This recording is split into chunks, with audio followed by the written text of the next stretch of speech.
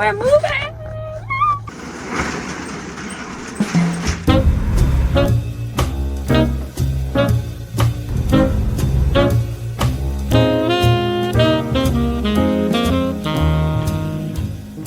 Hi. I recently moved out of my family's home, which means I now get this beautiful, beautiful trade-off of having a very quiet morning in exchange for a fat bill to pay at the end of every month. And this video is an encapsulation, a love letter to anyone who might potentially want the exact same trade-off as me, and also everything that I've learned along the way.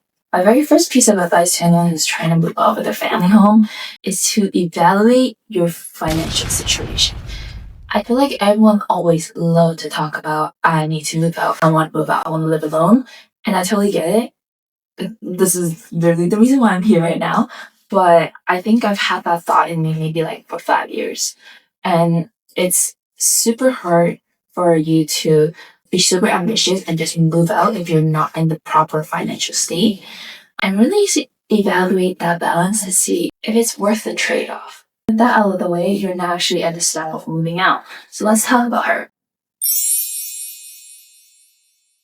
The first thing that I cannot emphasize enough is hire a hiring company, or get 2 people who's extremely strong, extremely buff, taller than you, just in general have more muscle mass than you. Just get somebody to do the moving for you. Because me and my sister, oh my god, we actually haul ass for around 2 days straight.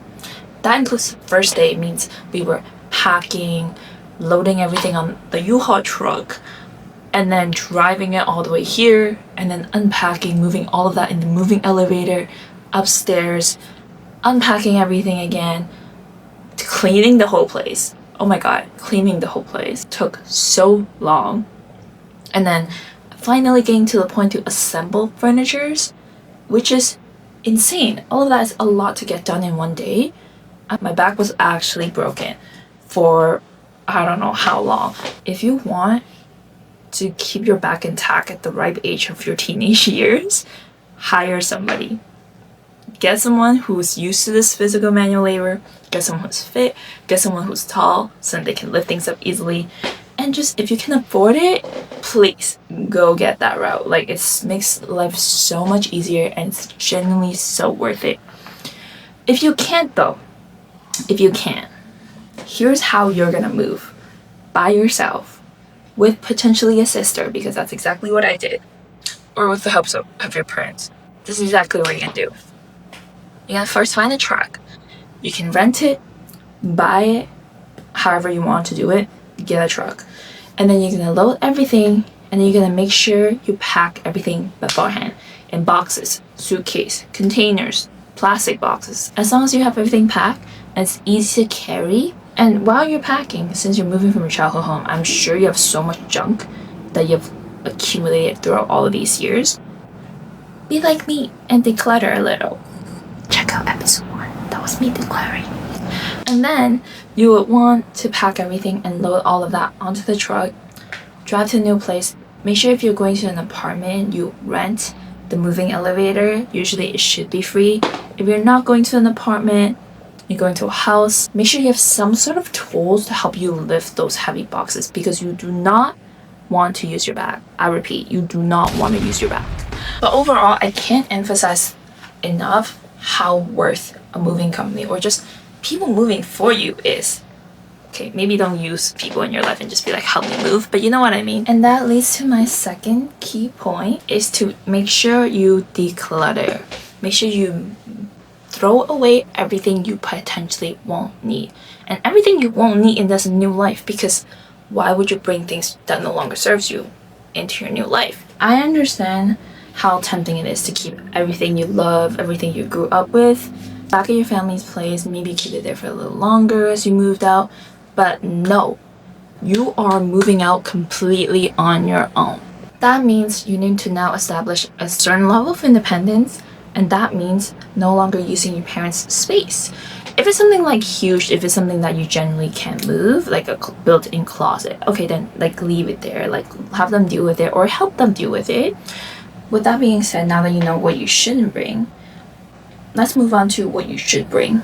My philosophy, or at least how I moved everything, because one truck sometimes might not be enough for, like, let's just say you and your sister. In this case, it's me and my sister. We brought over everything we needed to basically survive. What does that mean? Chairs. You need a single chair to sit for yourself. You need somewhere to sit. You can sit on the floor. You need a bed frame. You need a mattress. You need your clothes. Well, not all of them, but some clothes. You need something to do your day-to-day with. You need Wi-Fi. That's something so important. Oh my god. You need Wi-Fi. I never knew that was gonna be like an adult thing that I need to start like worrying about, like Wi-Fi. Like that should just come with the house, right? No, wrong. If you live in an apartment by yourself, you need Wi-Fi. And make sure figure that out before you move, because sometimes some places takes a little minute before they can ship the router and have it installed at your new place. Kitchen items. Do you need a sofa yet? Not quite. You can get a sofa immediately, but I'm talking about all the things you need immediately to survive. You need some sort of seasoning. If you're Asian like me, you need rice. You need some sort of pantry items. Make sure you have something to eat during your moving process, because if you're moving by yourself especially, it'll be extremely tiring. And it will be so busy you won't have time to cook, trust me. And now that you have everything you need to survive, you now need to assemble your space. If you're like me and bought a bed frame, you probably need to assemble that bed frame. If you're like me and you bought a table, you probably need to assemble that table. And finally, now that we're done with all of these essential items, we can make the space ours. And that's practically the most exciting part of this entire moving up journey, is to make the space yours and to make your lifestyle completely yours. You are no longer being affected by your family's schedule, no longer being affected by other outside factors other than your own life. And that's so exciting. I have a little tip for people who want to make their space theirs. Decorate with minimal to no spend. Here's my little handy notebook. This was my plan. I got all the dimensions and everything. I wanted to make sure I furnished my entire bedroom in under $500. And I did precisely that.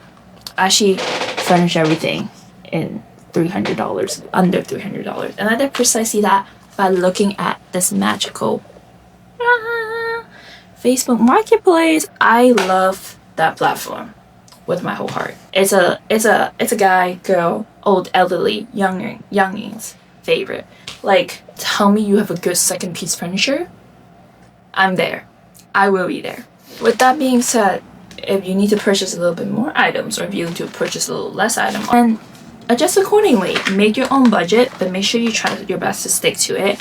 And if there's one advice I can give for secondhand furnitures, is that there's no cheapest, there's only cheaper version of what you bought, and that's okay. Sometimes you should just be satisfied with what you bought and move on.